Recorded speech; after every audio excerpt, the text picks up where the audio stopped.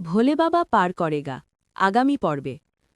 আমরা দেখেছি সাক্ষ্য ও ঝিল তাদের উকিলের কাছে আসে এবং উকিল সাক্ষ্যকে জিজ্ঞাসা করে আপনার কিছু বলার আছে তখন সাক্ষ্য বলে যে বিয়ের বিষয়টি আগে থেকেই ঠিক করা ছিল উকিল জিজ্ঞাসা করে যে তাহলে এখন বিয়েটা হবে কি না সাক্ষ্য জানায় যে সে বিদেশে থাকাকালীন বিয়ের বিষয় আলোচনা হয়েছিল এরপর সাক্ষ্য বলে যে বিদেশ থেকে এসে এরকম একটা কাণ্ড ঘটে গেল এখন বিয়েটা টিকছে না তখন উকিল বলেন তাহলে আপনারা দুজনেই অনেকটা এগিয়ে গেছেন এরপর উকিল মিস্টার ঘোষালকে ভেতরে ডাকেন তখন অন্য উকিল এসে বলেন যে তিনি ওদের সঙ্গে আগে থেকেই কথা বলেছেন এবং ওদের এই বিয়ে টিকবে না তাই ওদের ডিভোর্সটা হয়ে গেলেই ভালো তখন অন্য উকিল চলে যায়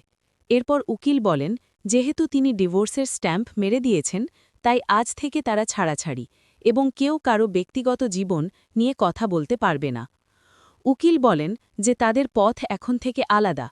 সাক্ষ্য ঝিলকে বলে এবার তুমি মুক্ত হয়ে গেলে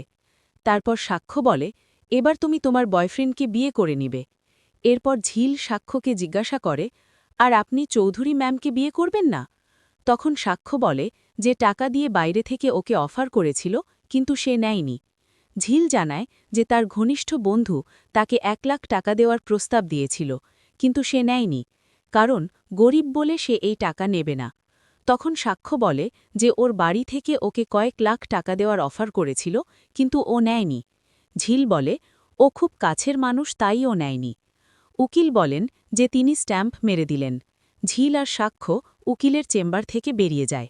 সাক্ষ্য ঝিলকে বলে যে ডিভোর্স হয়ে যাওয়ার পর ও একবারের জন্যেও তাকালো না সাক্ষ্য ভাবে যে ঝিল কেমন ধরনের মেয়ে ঝিলের একবারও খারাপ লাগছে না এরপর ঝিলের মাথা ঘুরে যায় এবং সাক্ষ্য তাকে ধরে ফেলে সাক্ষ্য বলে তুমি এটা কি করছো তুমি তো জানো তোমার শরীর খারাপ সাক্ষ্য জিজ্ঞাসা করে যে ঝিলকে তার চেনা কি